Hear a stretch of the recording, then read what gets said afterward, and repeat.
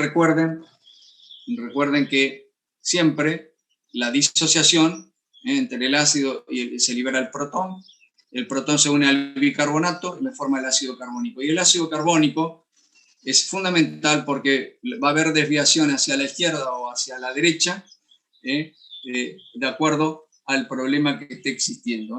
Acuérdense que cuando necesitamos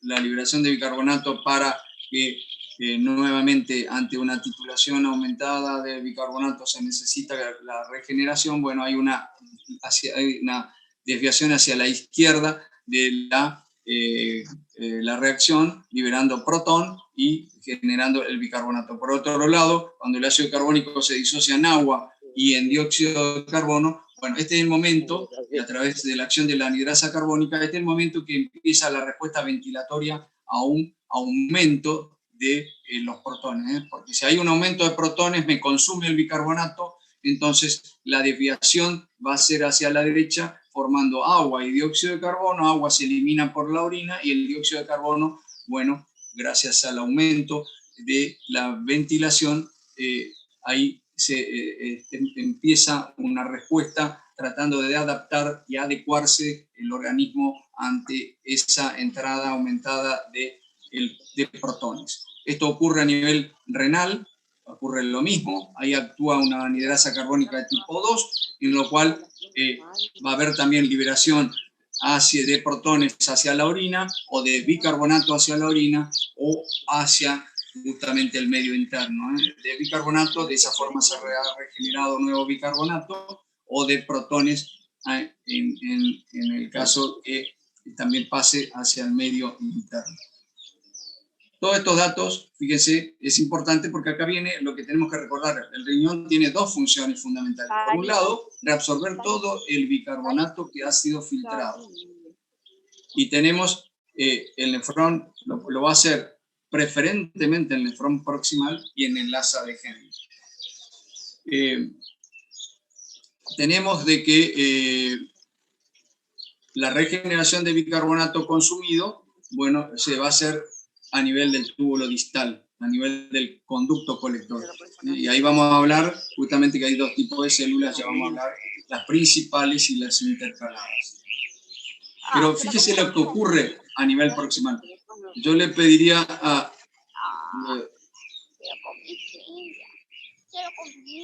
espera un poquitito.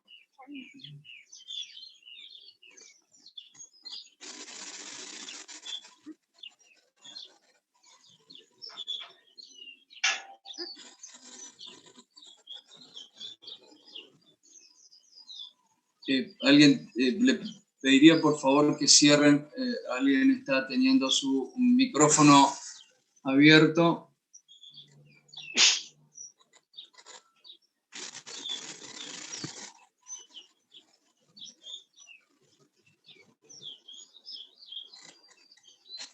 Rocío Flores, tu micrófono.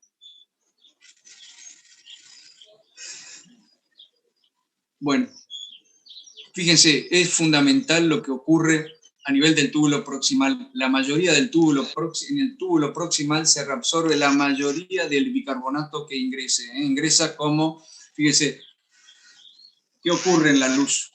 En la luz viene el bicarbonato sódico, el sodio entra, se libera un protón, se une, se forma ácido carbónico, el ácido carbónico es disociado nuevamente por la anhidrasa carbónica tipo 4 en agua, que sigue el curso para ser eliminado como orina, y entra el dióxido de carbono. El dióxido de carbono se une al agua dentro del citoplasma de la célula del túbulo proximal, y donde actúa una anhidrasa carbónica tipo 2, esa enzima une y forma el ácido carbónico. El ácido carbónico se disocia nuevamente en protón, que va a formar el amoníaco, y en bicarbonato, y el bicarbonato es eliminado junto con el sodio hacia la sangre.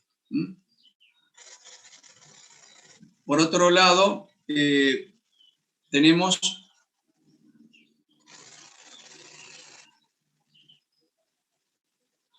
un segundito. La otra,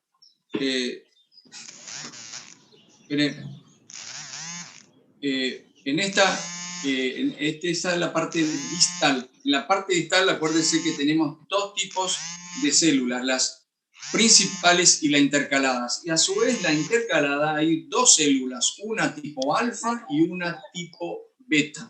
En la tipo alfa, fíjense que nuevamente dentro del citoplasma tenemos que la acción de la anhidrasa carbónica divide el ácido carbónico en dióxido de carbono y oxidrilo que unido al agua formaba justamente para hacer, fíjense, es eliminado, el agua se había disociado, perdón, primero en oxidrilo y en protón, el protón es eliminado y ingresa el potasio.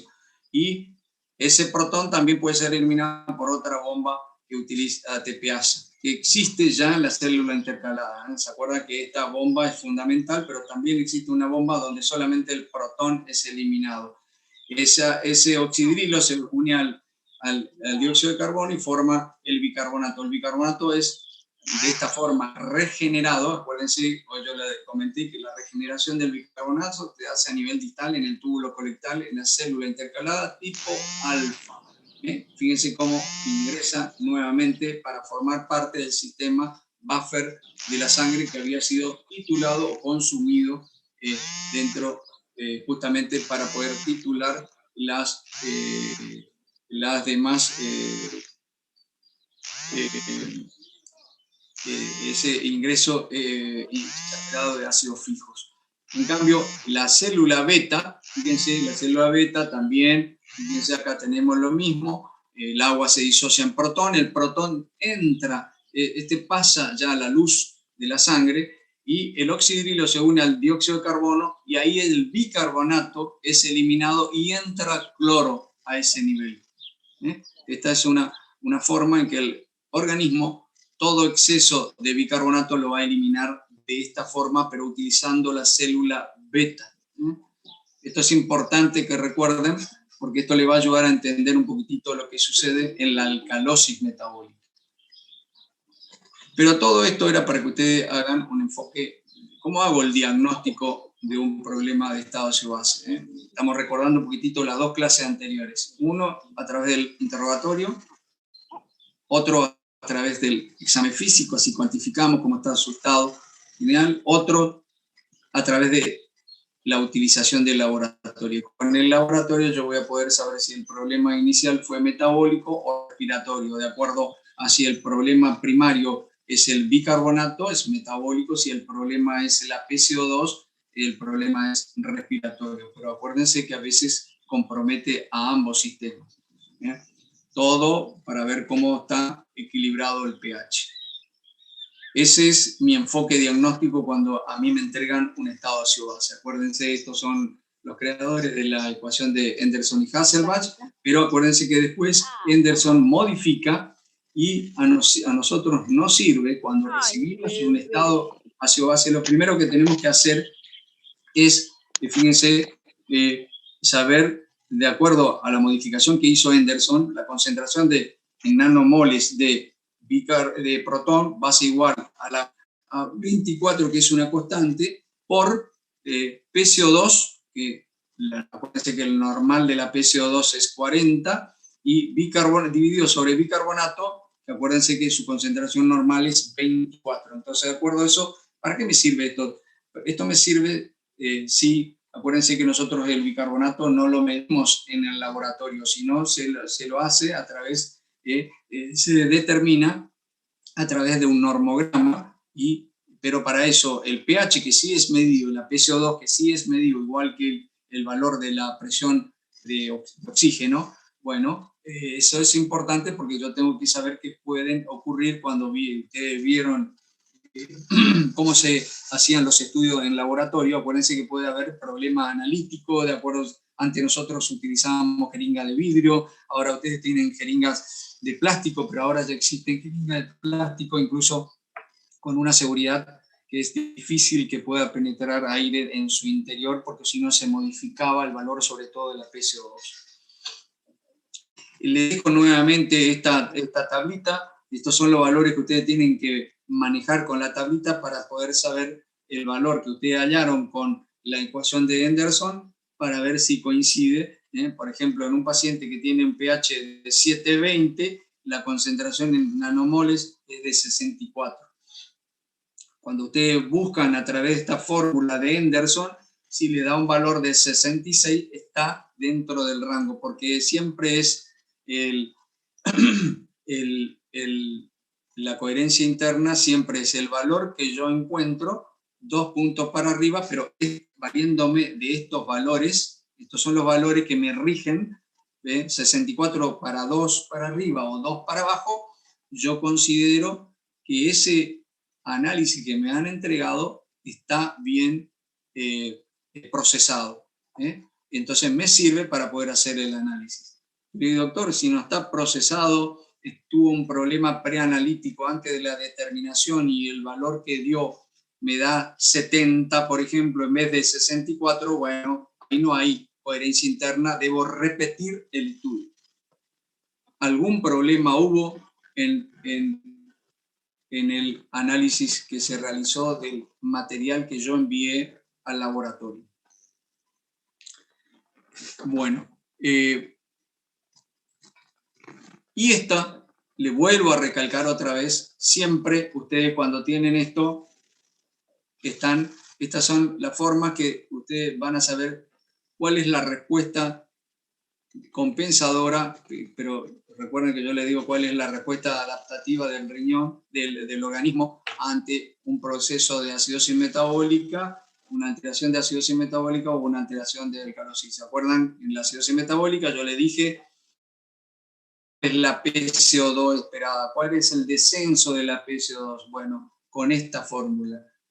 Yo debo, acuérdense que por cada miliequivalente que ha bajado del bicarbonato, se va a disminuir la PCO2 1.25 milímetros de mercurio. Para eso yo tengo que buscar el delta bicarbonato. Y el delta bicarbonato se obtiene el 24 restándole al valor que me dio del paciente. Por ejemplo, 20, 15, 12. Y ahí ese delta bicarbonato es la cantidad de bicarbonato que ha caído, mil equivalentes que han disminuido, multiplico por 1,25 porque sé que eso le va a disminuir y ahí me va a dar el valor verdadero y yo debo restar a 40, que es el valor de la PCO2 normal. Yo voy a restar el valor de este producto y ahí me va a decir cuánto bajó la PCO2. Y si el valor, entonces miro, póngale que el valor es 28. 3 puntos para arriba o 3 puntos para abajo, yo considero que el valor es adecuado, es la PCO2 que yo esperaba. ¿Pero por qué? Porque la relación es muy estrecha. Si yo cambio y en vez de 28 tenía 35, superó los 3 puntos. Entonces quiere decir que la respuesta a nivel pulmonar para tratar de compensar ese descenso del bicarbonato no es adecuada. No es adecuada porque está ocurriendo un problema de hipoventilación. La ventilación está alterada, no es suficiente para compensar el nivel de ingreso de protones y la eliminación de CO2 se está haciendo mal y entonces ese paciente está reteniendo CO2. Entonces digo, el problema es mixto, no es una acidosis metabólica pura por ganancia de ácidos. Hay otro problema, el problema metabólico le agrego un trastorno respiratorio. Entonces digo, el problema es mixto. Si es 3 puntos para abajo y en vez de descender 28 y 3 puntos hasta abajo hasta 25 tiene 21, entonces yo comento, este paciente tiene agregada a la acidosis metabólica un trastorno respiratorio que le ocasiona una alcalosis respiratoria. Entonces ahí también es un trastorno mixto. Ahora ya vamos a ver en la alcalosis metabólica, ya no vamos a tocar este tema y luego en la próxima clase ustedes van a ver alteraciones respiratorias y esta es la forma de compensar. Por cada miliequivalente que caiga el bicarbonato se va a mover, por cada 10 milímetros de mercurio que se modifique la PCO2, se va a modificar, fíjense, un miliequivalente de bicarbonato. ¿Sí? Pero para eso ustedes tienen que saber si el problema es agudo o crónico. Ya eso ya se le va a comentar bien. Por ahora estamos un poquitito más remarcando lo que sucede en las alteraciones metabólicas.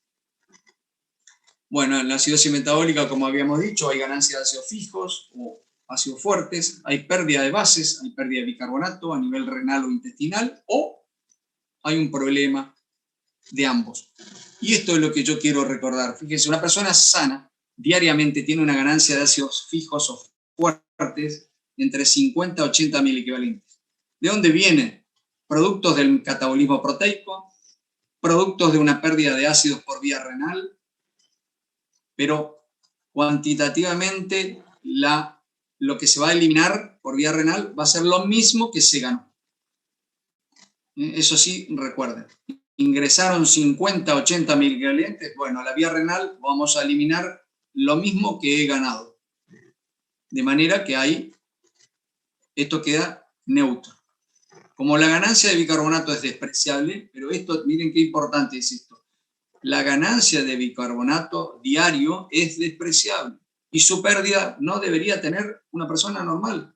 Por lo tanto, el balance de hidrógeno metabólico sería 0, porque todo lo que ingresa por la dieta o todo lo que ingresa por el catabolismo proteico dentro del organismo se elimina por vía renal. Por lo tanto, si ganancia de bicarbonato no hay, no debe perderse bicarbonato, el balance de hidrógeno de protones es igual a 0. Eso es importante para poder entender cuando hay un problema metabólico. Y fíjense, en términos de la ecuación de Henderson y Hasselbalch, el bicarbonato sérico está disminuido. ¿Por qué? Porque el bicarbonato es el tampón más importante del organismo. Y su relación bicarbonato-ácido carbónico se pierde. La relación esta se pierde porque disminuye, porque el bicarbonato se está consumiendo. ¿Por qué? Porque está titulando el ingreso de protones a través del ingreso de ácidos fijos. Y el pH también disminuye. Desde el punto de vista del laboratorio, entonces la acidosis metabólica se caracteriza porque hay una caída del pH. Acuérdense que el valor del pH es 735, 745, término medio 740. Nosotros usamos como término 740. Una tasa de bicarbonato plasmático menor de 21. Acuérdense que el valor normal es 24. Toda caída de 24 para abajo, recién ahí decimos el trastorno. Hay un trastorno del bicarbonato. Y la PCO2 dijimos que el valor es 40. Pero fíjense, esto está descrito en muchos libros, por eso le coloco. Y fíjense, el exceso de base debería ser negativo cuando hay en la acidosis metabólica, porque me está diciendo que la base se ha perdido para titular esta relación bicarbonato-ácido carbónico, disminuye porque se titula, se pierde, bicarbonato titulando como principal amortiguador de la sangre, del líquido extracelular. Esto nada más para recordar lo que era el anión restante, que ya lo vimos el otro día, pero fíjense lo que sucede cuando la acidosis metabólica va con ganancia de ácidos fijos. Si hay ganancia de ácidos fijos, aumenta el anión restante, toma un valor de 25, el bicarbonato cae, ha perdido el bicarbonato 15, que fue ocupado por estos aniones, por el anión restante. En cambio, fíjense el cloro permanece siempre manteniendo el 75% del valor del sodio. No hay modificación. En cambio, en la acidosis, por eso es que el anión GAP me sirve para clasificar en dos tipos de acidosis metabólica, la que va con anión GAP normal, pero hay un aumento del cloro, porque el cloro, fíjense, acá hay una caída del bicarbonato de 24 a 15, se ha perdido 9, y eso lo ganó, no el anión restante? El anión restante sigue en su valor normal. Ha perdido porque el cloro, fíjense, aumentó. El cloro ocupó el lugar del bicarbonato. ¿Por qué? Porque por un principio isohídrico también se debe mantener la electroneutralidad, acuérdense, entre tanto en el líquido extracelular como en el líquido intracelular. Y acá se trata de mantener, si perdió, acuérdense, la suma de aniones debe ser igual a la suma de cationes. Si yo perdí bicarbonato, lo ocupa el cloro. Por eso esto se llama acidosis hiperclorémica, porque va con aumento del cloro, con un descenso del bicarbonato y con un anión gap normal. Totalmente opuesto a lo que sucede en los pacientes que tienen acidosis metabólica con anión gap aumentado. Bueno, volvemos. Este es, acuérdense que el valor normal del anión gap es 12 más o menos 2. Recuerden siempre el cloro, que es el 75% del sodio. Esto es para ir integrando nuestro diagnóstico. Y vuelvo a recalcar lo mismo. Acuérdense que cuando aumenta la concentración de protones, desciende el pH. Las cargas negativas fueron tituladas y el anión restante, la concentración del anión restante baja porque un miliequivalente que se disminuya del bicarbonato, entonces va a disminuir el pH 0,1 unidad. Pero hay que corregir. Acuérdense, esto es para recordarle nuevamente que de acuerdo al valor del albúmina y de acuerdo al valor del pH, yo tengo que corregir este valor, y ahí voy a hallar la fórmula que se llama fórmula del anión restante o gap corregido. Recuerden eso. Cada vez que yo tengo un paciente, tengo que hallar cuál es su anión restante. Y segundo, tengo que corregirle de acuerdo al pH y de acuerdo al albúmina. Fíjense lo que sucede: la acidosis metabólica por ganancia de ácidos, por pérdida de bicarbonato y un trastorno mixto. Bueno, y acá es lo que tenemos que... ¿Por qué es importante buscar el anión restante esperado? El anión restante esperado, que es el corregido de acuerdo al pH y la albúmina, y el que yo medí en el paciente, de acuerdo a la fórmula que ustedes conocían. Y ahí voy a encontrar lo que se llama delta anión restante. Eso es fundamental, porque ese delta anión restante, fíjense, ¿por qué es importante? Porque los ácidos disociados titulan el bicarbonato miliequivalente por miliequivalente, de manera que cuando la diferencia es entre 24 y el bicarbonato que tiene el paciente, me da lo que se conoce como delta bicarbonato. Eso ya lo comentamos recién, que debería ser igual al delta anión restante. El delta anión restante me está diciendo lo que yo perdí de bicarbonato. La acidosis es totalmente generada por ácidos fijos. Cuando el cloro, en cambio, es mayor que del 75% de la concentración del sodio, estamos en el otro tipo de acidosis, que es la hiperclorémica. Cristian, este es el tema, ¿está cierto? Cristian, doctor. Bueno, él iba a entrar en su computadora, por eso no sé qué problema. Listo. Este es el caso que yo te comentaba, perdón. Este es el chiquito de 2 años que ingresa por dificultad en la marcha. Es derivado al centro de atención, luego del centro de atención al servicio de ortopedia del hospital. En ese caso era el hospital Posadas. Descartan la patología ortopédica. Entre los 2 y 3 años de edad diagnostican, lo van evolucionando y dicen, este paciente tiene un estado de desnutrición porque no ven que crece. Es decir, bueno, después yo creo que esto me puede explicar mejor vos, Cristian, si alguien quiere que tiene alguna duda. Sigue con los controles en el hospital sin diagnóstico. Llega a los 4 años y consulta a otro hospital por cuadro febril.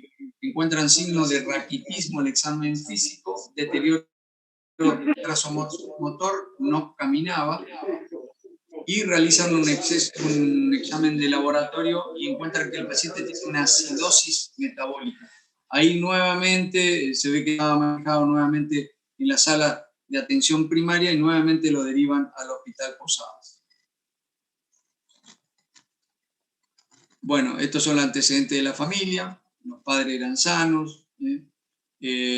Cuando el peso de nacer del chiquito era 3,8 kg, al alta a las 48 horas, lactancia materna a los 3 meses, hasta desde exclusiva a los 3 meses, luego semisólido 6 meses, no suplemento vitamínico, inmunización completa, y la maduración motriz, fíjense, se sentaba a los 6 meses, a los 9 meses se paraba, a los 13 meses caminaba, los lenguajes eran solamente emitía babuceo, a los 11 meses palabras y palabras completas, ya frases a los 3 años, o palabras completas. Dentro de los antecedentes patológicos, 12 meses convulsión, 4 años neumonía, tratamiento ambulatorio, y no tenía antecedentes familiares de baja talla. Sin embargo, el chico tenía ese problema. Tampoco había antecedentes de enfermedad metabólica ni renal en las dos ramas, tanto del padre como de la madre. Y bueno, estos eran los antecedentes socioeconómicos. Y fíjense, cuando entra el chiquito tenía 4 años, tenía una frecuencia respiratoria de 28, 96 cardíaca, temperatura, presión arterial 110/70, la talla 89. Vos vas a poder describir un poquitito más el percentilo, creo que había una diferencia del percentilo 50, ¿cierto? Este es el perímetro cefálico y este es el peso, 11,25, también menor que el percentilo del paciente. No caminaba, se sostiene apoyado, había un rosario costal y dificultad para extender los miembros inferiores. Fíjense, este es el estado óseo-base.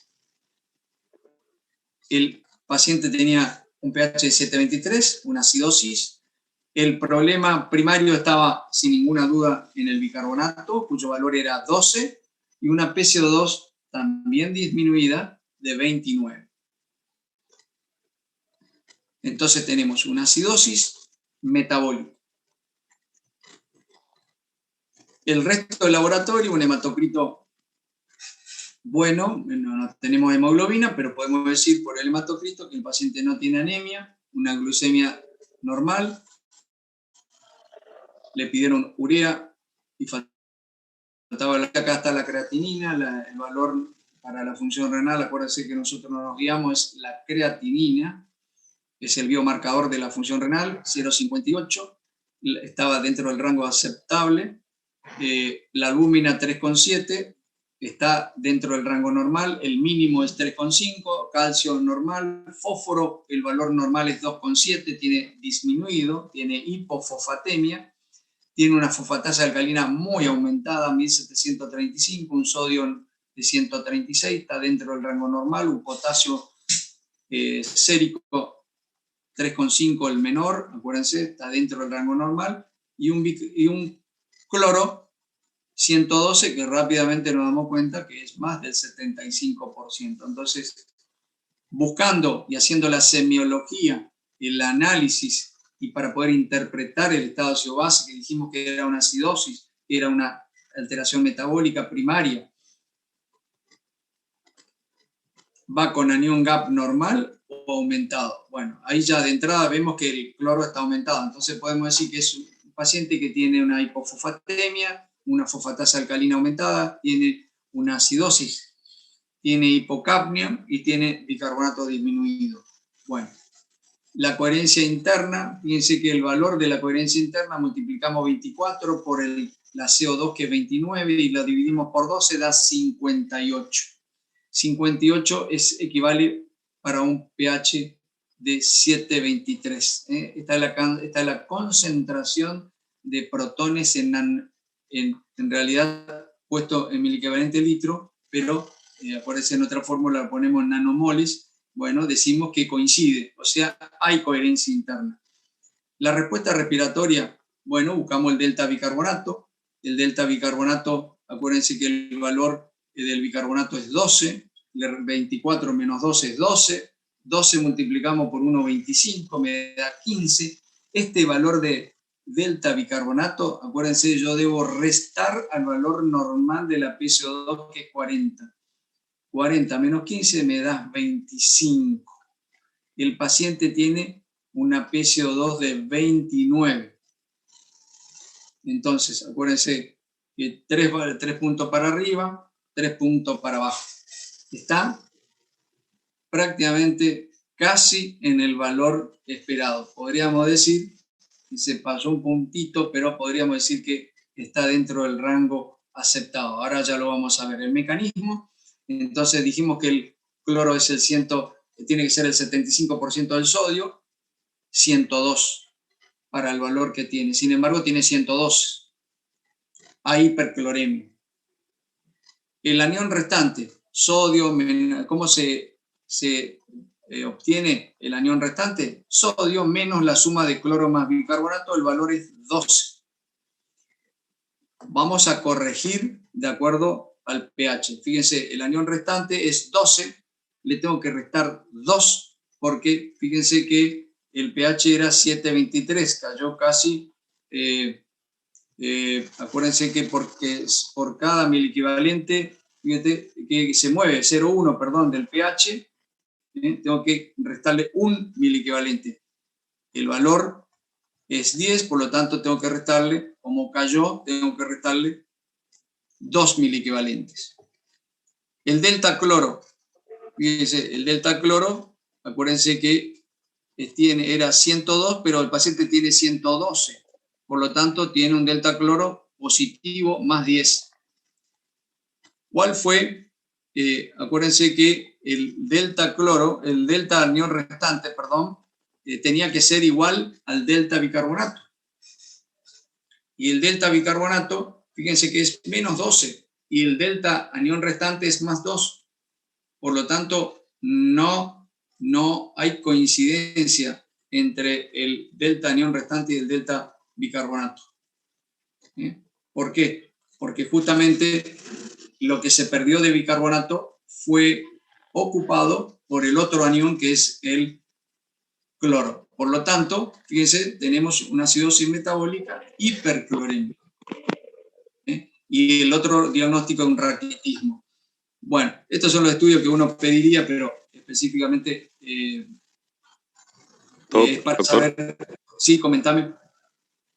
Ahí en realidad para agregar, porque por ahí pueden encontrarlo también, cuando se calcula el anión restante esperado, que también se lo llama normalizado, aparte Exacto. de considerar el valor del pH, un elemento también importante es la albúmina del paciente.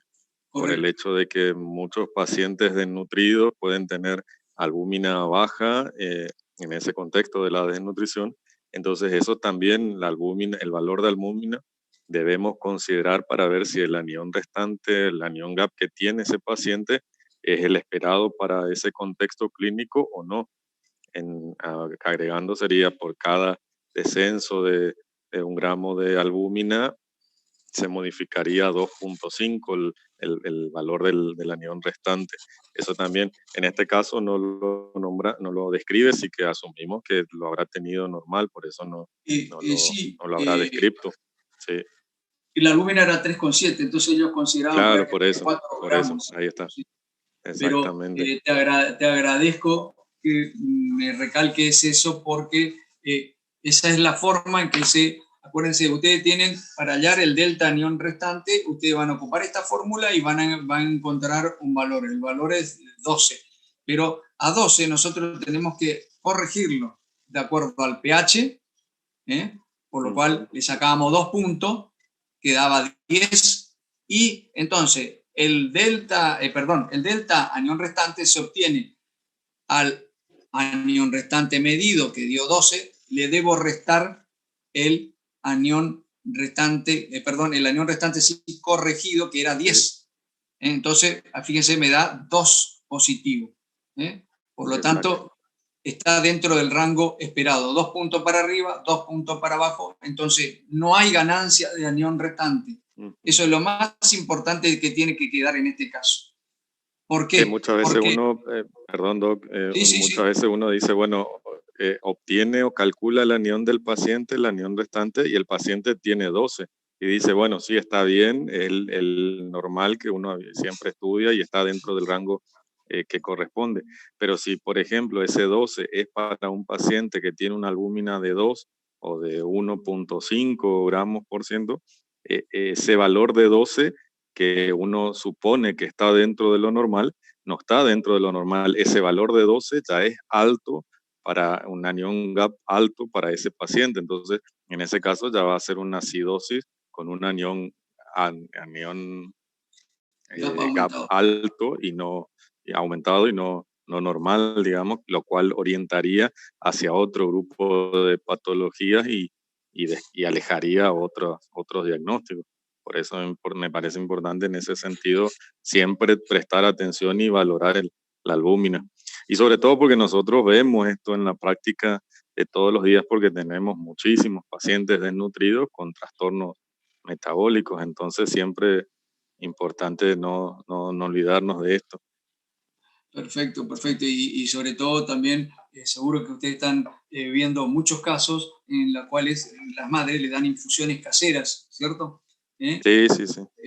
Sí. Acuérdense Sí, del sí, sí, chico esas del té de son las anís. principales ¿Té de causas. anís qué otra cosa más usan? Aparte del té de anís, ¿qué otra cosa más le suelen dar como infusiones? ¿Te recordabas, Cristian?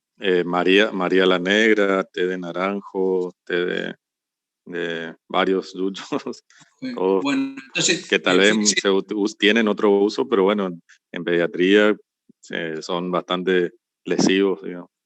claro, acuérdense que estos chiquitos están deshidratados a veces, otras veces están recibiendo esto y entonces la acidosis metabólica que va a provocar la madre dando estas infusiones es muy severa. Fíjense que estos chiquitos llegan con una acidosis metabólica importante que tienen que ir a terapia intensiva, y ahí en la unidad de cuidado intensivo no fácil se corrige esto. Así que por eso recuerden, y fíjense cómo yo tengo que consultar. Eso forma parte del interrogatorio. Y ustedes ya están en tercer año y justo están viendo historia clínica. Mire qué importante estos datos. Y a propósito, le hemos dado este caso clínico, porque esta es la forma en que yo voy a desarrollar definitivamente un análisis de los gases sanguíneos del paciente para poder completamente llegar luego del análisis a un diagnóstico definitivo. Y fíjense cómo se llega a este diagnóstico y fíjense cómo este delta cloro ya me está dando un dato. Hay ganancia de cloro. Hay más cloro, pero no es que porque ingresó con algo de la dieta o porque hay una... lo que pasa es que se ha perdido mucho bicarbonato, que es el bicarbonato más importante del líquido extracelular, en la titulación de lo que el paciente ha tenido, que le ha llevado, ya sea por pérdida de bicarbonato o por el ingreso de ácido. En este caso, probablemente estamos hablando de una pérdida de bicarbonato. Por eso, fíjense qué estudio uno pediría ante este diagnóstico de acidosis metabólica hiperclorémica. Y fíjense, ¿dónde está la pérdida? ¿En el intestino? ¿A nivel renal? ¿O porque hubo una sobrecarga de solución isotónica de cloruro de sodio que yo agregué al paciente en su forma de... Bueno, pero acá entra otra patología. Este paciente estaba teniendo un problema a nivel renal. Y fíjense, la orina, como toda solución hidroelectrolítica, tiene un equilibrio. La suma de concentraciones de cationes debe ser igual. Los principales cationes son el sodio, el potasio y el amonio. Los aniones son el cloro y el bicarbonato. Cuando el pH de la orina es menor de 6,5, el pK del bicarbonato es 6,23 en orina. Entonces, la concentración, yo rápidamente puedo decir, el pH está por debajo de 6,5, pero la concentración de bicarbonato es mínima. Algo pasa. En este caso, sodio más potasio debe ser igual a la concentración del cloro. La concentración aproximada de amonio es de 20 cuando, fíjense, en este caso, en que la suma de sodio más potasio es igual a la de cloro, yo digo la concentración de amonio está entre 20 a 30 miliequivalentes. Pero esto es insuficiente. Acuérdense que esta es la forma que yo estoy acidificando la orina, eliminando amoníaco, lo uno al protón que estoy eliminando porque tengo una sobrecarga de protones. Acuérdense de la célula en la cual actuaba en la eliminación de la célula alfa intercalada, ahora lo vamos a volver a recalcar. Hay una insuficiente respuesta a nivel renal, por lo tanto no hay una buena acidificación. La generación de amonio tendría que ser superior a estos valores. Entonces, es decir, que la concentración de cloro debe ser mayor para decir, fíjese, para decir que la respuesta renal es adecuada, la concentración de cloro debe ser mayor que la suma de sodio y potasio, debe ser mayor de 20 miliequivalentes. Entonces, recién digo, hay una buena respuesta renal en la acidificación distal para tratar de compensar esa sobrecarga de protones que está teniendo el organismo. Bueno, esto es nada más de lo que recién terminamos de decir, pero a lo que más me interesaba, fíjense, el pH era 6,2 en la orina, la densidad urinaria era de 1008, no perdía proteína, el sedimento era normal, el sodio urinario era de 40, el potasio de 65, el cloro de 50, la calciuria que perdía el paciente era 9 miligramos por kilogramo día, y el valor que me da del anión restante, sumando sodio más potasio, 40 más 65 y restándole 50, me da 55. Entonces, este paciente a su vez estaba teniendo pérdida de calcio en la orina. Por eso era que tenía un problema también en la osificación. Este paciente tenía un trastorno del metabolismo óseo, porque estaba perdiendo calcio en la orina. Eso me lleva a una pérdida de masa ósea, y esa pérdida de masa ósea en estos pacientes me lleva que dicen que tenían raquitismo, se veía en las placas, y en el examen físico tenía un problema en las costillas que se veían fácilmente, que le estaba dando el rosario costal, que eso es típico en estos pacientes.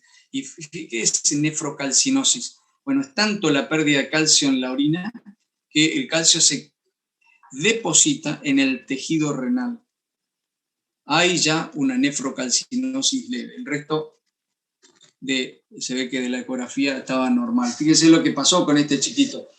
Bueno, a los 6 años de seguimiento recuperó el crecimiento, ya tenía un peso adecuado a la talla, un desarrollo neuromuscular normal, desaparición de los signos de raquitismo, desaparición de la nefrocalcinosis, de esa calcificación leve que ya tenía el renal, a nivel renal, y la escolaridad normal. Su evolución confirmó, bueno, la dedicación de la familia y el control de los médicos. Bueno, eso nada más que para comentarle a ustedes cómo uno puede justamente mejorar a estos pacientes con el tratamiento.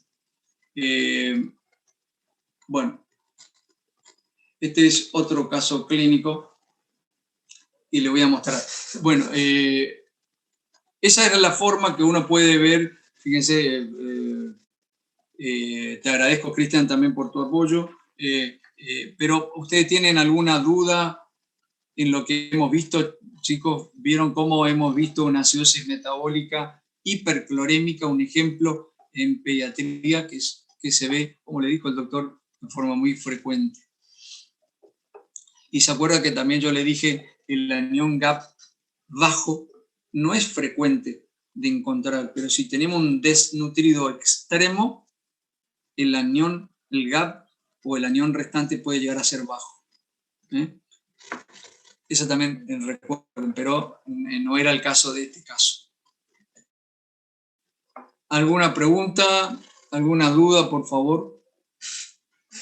Bueno, fíjense, le voy a mostrar rápidamente nomás cómo se puede evaluar en un paciente adulto que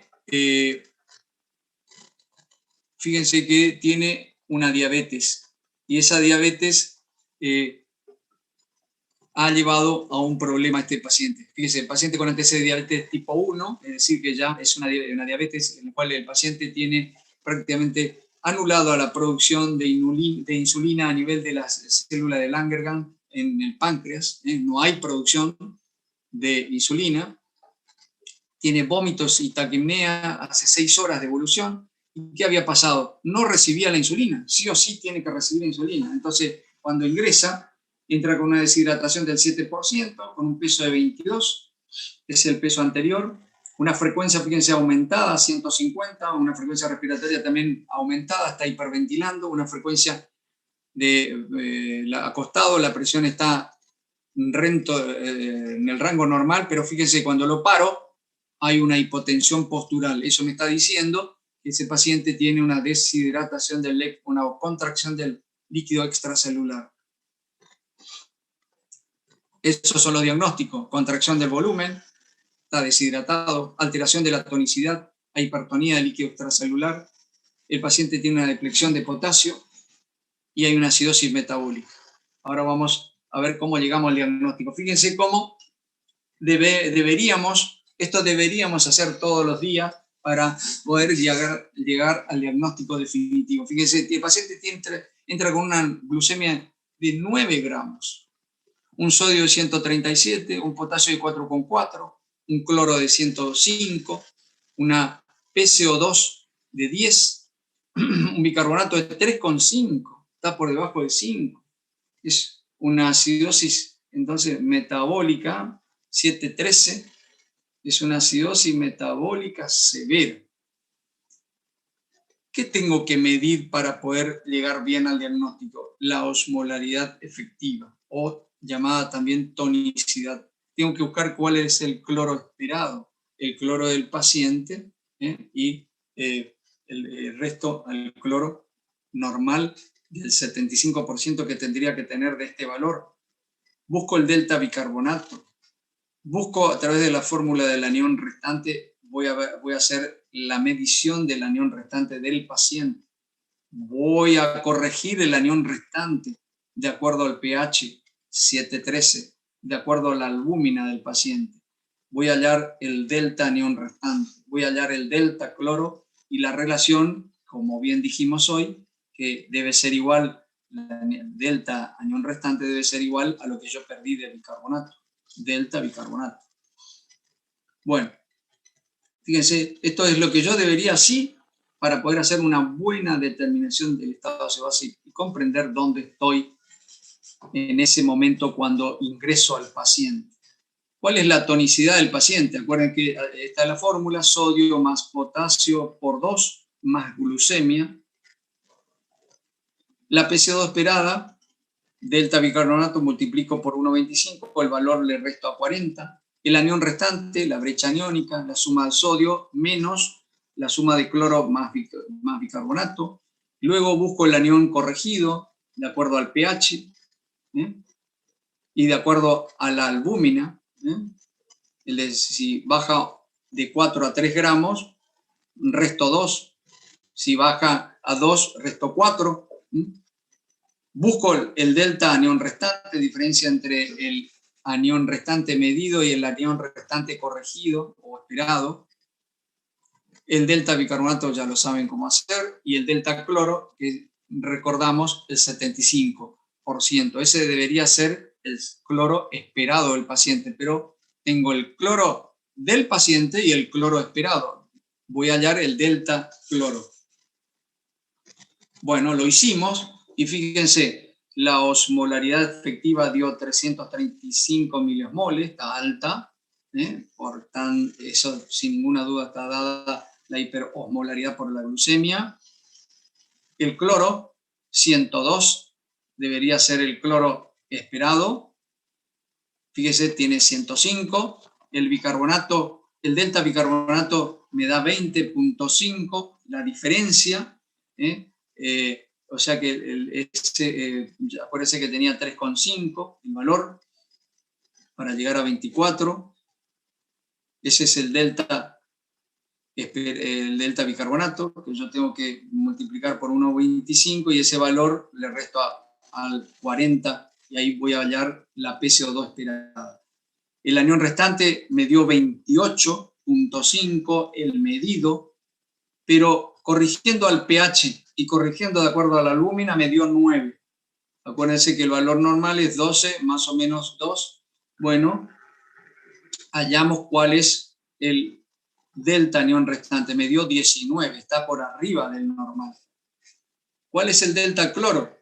Bueno, el paciente tenía 105, nosotros buscamos cuál es el cloro, que es el 75% de 137, dio 102, o sea, la diferencia es 3. ¿Y cuál es? Fíjense, hay casi un 95% de relación entre el anión delta, anión restante y lo que ha perdido de bicarbonato. Casi el 100%, por lo tanto podemos decir que casi igual es el valor.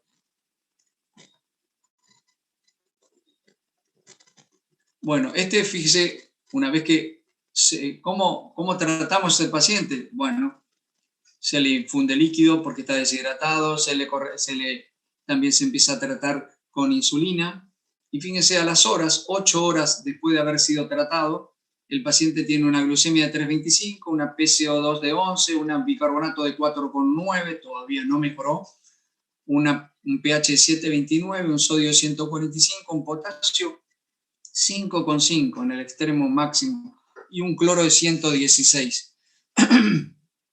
Bueno, determinamos la osmolaridad 318.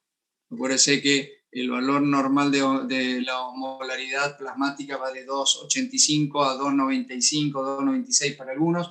Así que fíjense, sin ninguna duda, todavía hay una osmolaridad aumentada porque todavía tiene una hiperglucemia sin ninguna duda.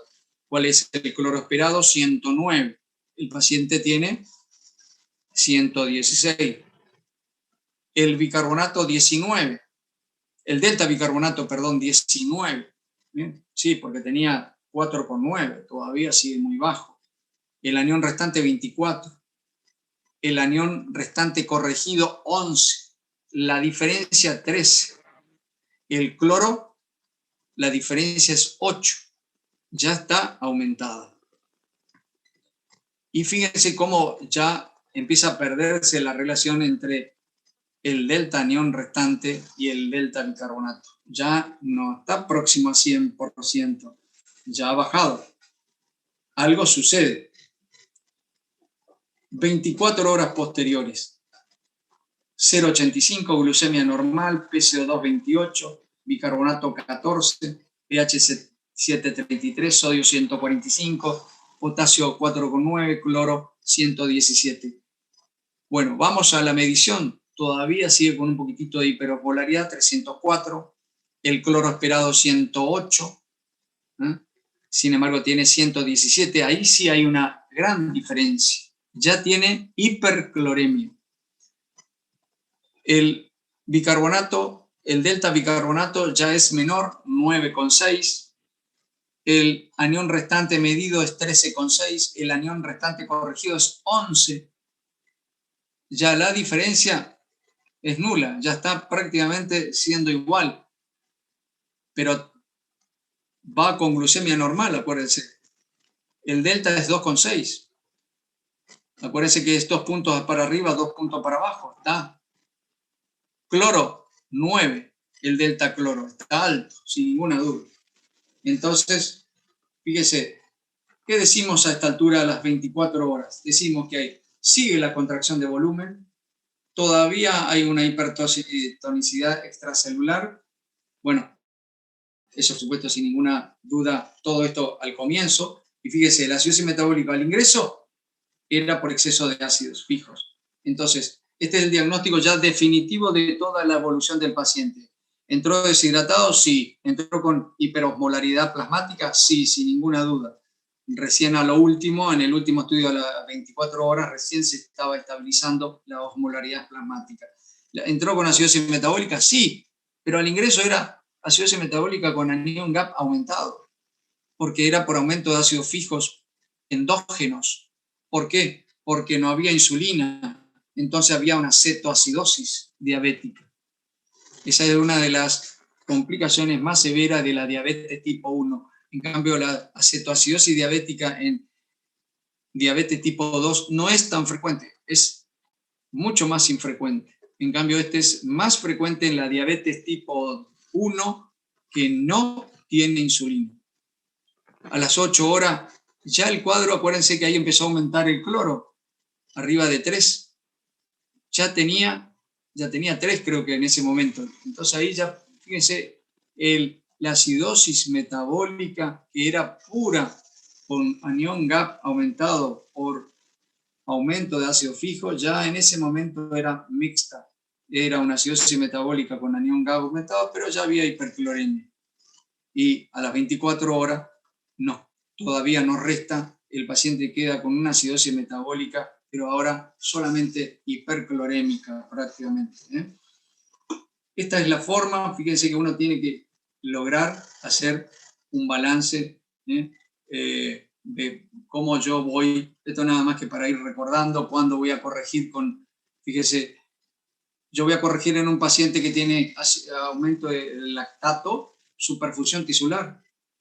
Si es un déficit de insulina de diabetes tipo 1, que me va a generar beta hidroxibutirato y acetoacético, cetoácidos, bueno, con insulina, sin ninguna duda. Pero no puedo corregir eso en pacientes que tienen falla renal crónica. Entonces esos pacientes sí voy a tener que valerme. Ya tienen caída del filtrado glomerular o están anúricos porque están muy hipotensos y puede provocar acuérdense que puede dar un daño a nivel tubular, una necrosis tubular aguda. Entonces esos pacientes con la diálisis solamente lo voy a poder corregir. Pero sí tengo que administrar álcalis en los pacientes que tienen falla renal crónica, que todavía no lo voy a ingresar a diálisis, sí le aporto bicarbonato. Y en el paciente con error congénito del metabolismo. Y, doctor, generalmente no se da al paciente que tiene acidosis metabólica con anión GAP aumentado por diabetes, ¿no se le da bicarbonato? Generalmente no, porque si yo doy de entrada bicarbonato, estoy impidiendo que el organismo se corrijan primero las alteraciones que están manteniendo la acidosis metabólica, que son la contracción del líquido extracelular y por otro la mala perfusión distal. Por lo tanto, está generando ácido láctico. También empiezo a dar insulina y de esa forma cesa la glucólisis con gran lipólisis y generación de cetoácidos. Y si de entrada yo doy bicarbonato, voy a provocar una mayor caída todavía del potasio del paciente. Por eso siempre no se da de entrada, espero que empiece a orinar y recién ahí veo si tengo que corregir, cosa que acá no toqué, fíjense, el potasio. Pero el paciente, fíjense, tenía 4,4.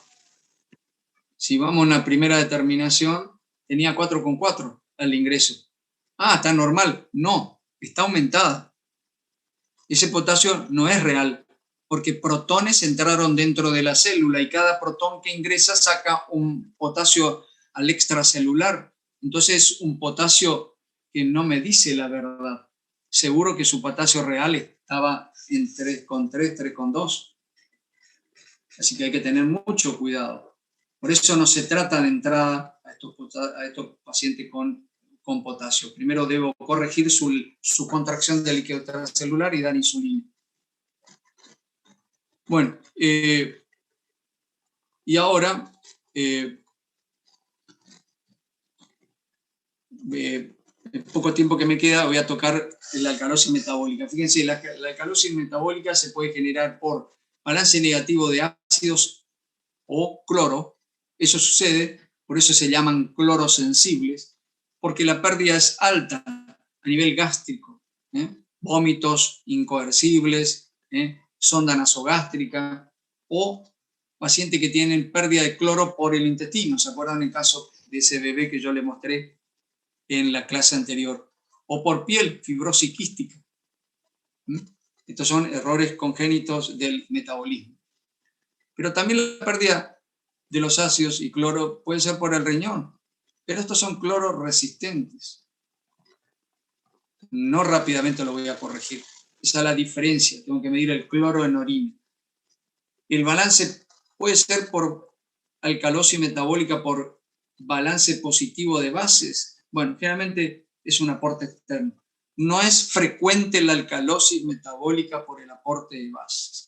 Solamente esto puede llegar en un paciente que tuvo un paro cardiorrespiratorio en la calle, en algún lugar donde fue a buscarle la ambulancia, y durante la emergencia lo van trayendo, lo van pasando, y si hizo un paro cardiorrespiratorio, tienen que infundirle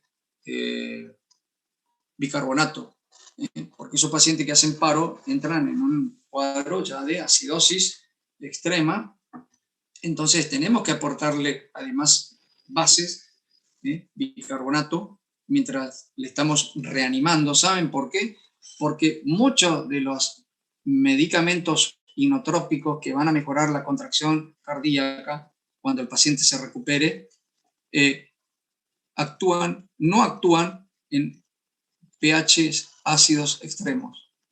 Por eso también es otra forma de ir tratándole. Pero ¿cuál es el problema? Cuando el paciente se recupera, esa base que yo le fui infundiendo durante su reanimación pudo haber sido en exceso. Entonces quedan con una alcalosis metabólica post-reanimación. Por eso hay que tener mucho cuidado. ¿Y por qué se mantiene? ¿Cuál es el problema de la alcalosis metabólica? El problema de la alcalosis metabólica es el mantenimiento, más que lo que provocó. Se puede mantener, ¿por qué? Porque existe una contracción del líquido extracelular.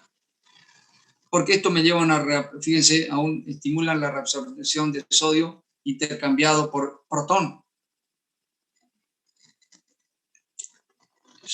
Entonces estoy eliminando protón cuando lo tengo que mantener. Estimulo la aldosterona, que reabsorbe más sodio. Y encima, a nivel de la célula intercalada, ¿se acuerdan? En la tipo alfa hay una secreción distal de protones y de potasio. Y también se mantiene porque el paciente tiene hipocloremia. La hipocloremia mantiene este estado de alcalosis metabólica, porque disminuye la concentración de cloro a nivel proximal para mantener la electroneutralidad en la luz, en el lumen de los túbulos. Aumenta, para mantener esa electroneutralidad, aumenta el intercambio de sodio por protón. Entra sodio, sale protón, a ser mayor la concentración de aniones menos reabsorbibles. ¿Qué pasa? Llega menos cloro al túbulo colector. Por lo tanto, ¿se acuerdan que en la célula beta intercalada estaba la bomba bicarbonato-cloro? Bueno, al no haber cloro, no puede eliminarse el bicarbonato que está en exceso en el organismo. Entonces, esto me mantiene, fíjese, la alcalosis metabólica. Ese es el mayor problema de la alcalosis metabólica, el mantenimiento. Acá está la bomba, que está en la célula intercalada beta, como yo les mostré hoy. No hay cloro porque llega poco en la luz, no lo puedo intercambiar con bicarbonato. Y justo yo tenía que eliminar bicarbonato, porque ese paciente está con alcalosis metabólica. Hay un exceso. Tengo que eliminarlo. No puedo, porque llega muy poco cloro a ese lugar, a nivel distal. Bueno, todos estos son los problemas que me acarrea la alcalosis metabólica. Aumento de la fijación de oxígeno a la hemoglobina, menor aporte a nivel distal de oxígeno, depresión del centro respiratorio, eso es consecuencia. ¿Qué va a pasar? Una hipoventilación. La hipoventilación no me deja, fíjense, la hipoventilación en realidad me va a retener CO2. Bueno, ¿cuál es el problema? No me deja eliminar CO2. Hiperexcitabilidad del miocardio, que me va a ocasionar arritmias, riesgo de cardiopatía, y más todavía si hay cardiopatía previa. Va a haber una hiperexcitabilidad del sistema nervioso, puede provocar convulsiones.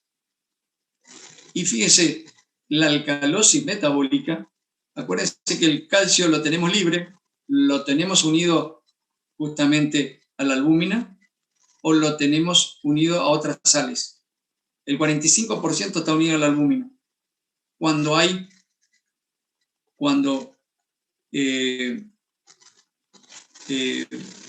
existe alcalosis metabólica, el calcio libre se une más a la albúmina. Entonces el calcio libre, que es el que actúa verdaderamente, va a estar disminuido. Entonces este paciente va a tener sintomatología de hipocalcemia, va a tener tetania, va a tener contracciones aumentadas. Bueno, sin ninguna duda, investigar cuál fue el aporte de oxígeno, de exógeno de álcali, evitar las pérdidas extrarrenales de cloro a nivel gástrico y por el sudor, registro de la presión arterial, determinar el cloro urinario, porque ahí voy a dividir si es cloro sensible, las pérdidas son intestinales o gástricas. Si es cloro resistente, la pérdida es a nivel renal.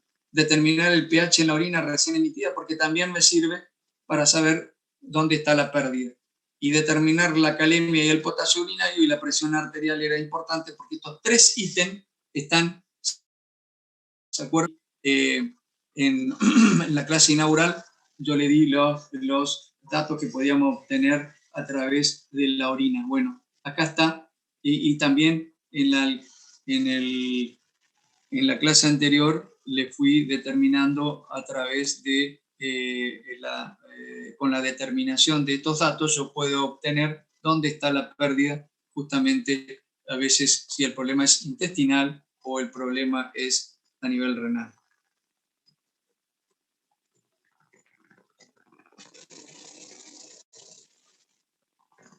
Y para terminar, nada más se le quería mostrar la...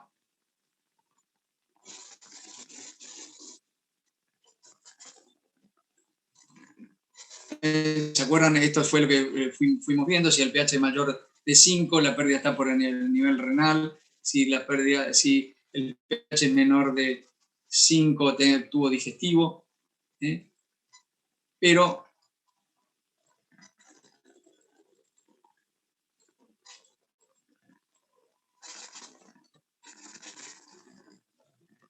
acá teníamos todo esto lo que ocasiona el cloro, pero fíjense, en la alcalosis metabólica el cloro es menor del 75%, con volumen disminuido, con hipocalemia. ¿Cómo hago el diagnóstico? Determinando el cloro. Si el cloro en orina es menor de 20, digo, esta es cloro sensible. Si el cloro es mayor de 20, digo, la causa es resistente al cloro. Y bueno, justamente me sirve para hacer esta clasificación. Si es sensible al cloro, digo, el cloro urinario es menor de 20, el problema está a nivel digestivo, o un error innato de la metabolismo.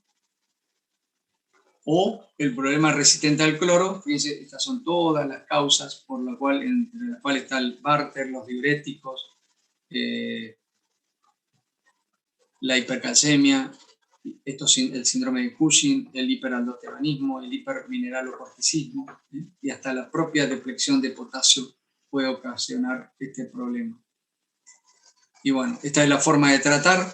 En la alcalosis clorosensible debo restaurar el volumen y las pérdidas para disminuir la reabsorción de bicarbonato y tengo que aumentar su excreción. Ahí estuvimos viendo qué pasaba en la célula beta. Además requiere la administración de cloro en forma de sales, cloruro de sodio, cloruro de potasio en casos extremos. Por supuesto, suspender los diuréticos y en caso de vómito tengo que tratar. El seguimiento del pH urinario, partiendo de valores inferiores de 5,5 para alcanzar valores mayores. ¿Por qué? Porque ahí me voy a dar cuenta que estoy eliminando bicarbonato en la orina. Y por último, en la alcalosis cloro resistente, buscar siempre si hay hiperfunción de la glándula suprarrenal. Inhibidores de su acción, como la aldosterona, hasta la resolución de la causa, y si no hay, puedo usar un diurético que se llama acetazolamida, es un diurético que actúa a nivel proximal del túbulo, generando una acidosis metabólica. ¿Por qué? Porque inhibe la acción de la anhidrasa carbónica luminal para que pueda entrar, ¿se acuerdan? El protón y el dióxido de carbono, perdón, dentro de la célula y ahí generarse nuevamente ácido carbónico, ahí por disociarse del ácido carbónico en bicarbonato y en protón, y el bicarbonato ser ingresado al organismo y el protón ser eliminado por la orina. ¿Sí? Por eso, en ese caso extremo, tengo que usar ese tipo de diurético. Bueno, ¿cuál es mi problema? ¿Cómo voy a hallar la PCO2 esperada? Este es el último dato que le tengo que dar. ¿Cómo sé si la PCO2 en la parte respiratoria está trabajando bien? Bueno, para eso busco otra vez el delta bicarbonato. Bicarbonato del paciente, le resto 24. ¿Sí? Ese valor X, fíjense, delta bicarbonato, el valor que me dio acá, le multiplico por 0,7. ¿Por qué? Porque por cada miliequivalente de bicarbonato que en la alcalosis metabólica aumenta, va a aumentar 0,7 milímetros de mercurio la PCO2. Entonces ahí voy a hallar, multiplicando el delta bicarbonato, que es esta diferencia, por 0,7 me da la cantidad de un valor que tengo en milímetros de mercurio que voy a restar al valor de la PCO2. Perdón, voy a sumar a la PCO2. Y ese es el valor de la PCO2. No se ve el power que está pasando. Bueno, listo. Esto es lo que yo quería. Acuérdense de este valor, cómo hallar la PCO2 esperada en la alcalosis metabólica, porque va a ser muy importante cuando le demos los diferentes estudios. Bueno, esto nada más que para valerme de todos los estudios que tengo que pedir para poder saber si estoy corrigiendo y cuál es el diagnóstico definitivo que ha tenido la alcalosis metabólica en ese paciente. Bueno, muy bien. Entonces quedamos para la próxima clase. Ya con el doctor Cristian, nosotros estamos viendo, después de esta clase viene las alteraciones respiratorias y luego posteriormente viene el metabolismo del calcio y el fósforo. Luego con el doctor daremos unas clases de trastornos genéticos que comprometen el estado óseo-base en los pacientes con insuficiencia, con algún trastorno del estado óseo-base, como el síndrome de Bartter. Vamos a hablar un poquitito del síndrome de Giltelman, todos estos síndromes que han escuchado mucho, para que, porque después generalmente no lo van a ver muy rápidamente en las asignaturas restantes. Bueno, ¿alguna duda, alguna pregunta? Aprovechen que está el doctor, por favor. Doctor, una consulta con respecto al Power nomás. ¿Lo van a subir al campus? Porque no estaba hasta ahora. O yo no lo había encontrado. El que estuvo mostrando. Ah, sí, los casos clínicos los voy a subir en el campus, sí. Correcto. Perfecto, muchas gracias. Sí, no, de nada. No estaban visibles, eso es verdad. ¿Alguien más, por favor? Bueno, Cristian, te agradezco muchísimo. Ya nos pondremos de acuerdo entonces en las clases siguientes, nosotros, yo te voy a avisar. Bueno, alumnos, también damos por finalizada la clase. Lo hablamos después, entonces, Cristian, Muchas gracias, Doc. No, muy amable. Gracias a todos, doctor. Muchas gracias. Perfecto. Hasta luego. Cristian. Hasta luego, Doc. ¿Tuvieron algún caso que están viendo? Ah, perfecto. ¿Cómo, Doc? ¿Con daño renal? No le entendí, no le escuché la primera parte. ¿Con daño renal no tuvieron problema COVID?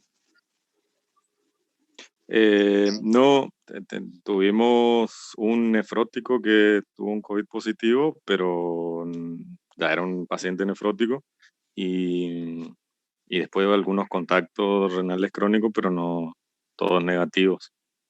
Eso, perfecto. Y no te olvides a todo COVID que ingresa, medirle la vitamina D, no te olvides, nosotros estamos en eso. Si yo tengo el lugar para las mediciones, yo te voy a decir, ¿listo? ¿Dónde tenés que mandar la sangre, sabes? Listo. ¿Es un lugar distinto al central? Por ahora no, pero me están frenando mucho, lamentablemente, ¿viste? Así que, Está bien. de acuerdo a cómo manejan eso, yo te aviso. ¿Sabes? Bueno, sí, Doc, sí, me avisa. Listo, gracias, Cristian. Listo, Doc. Muy amable. Listo, hasta Te luego. agradezco. Al pelo. Hasta luego. Chao, chao.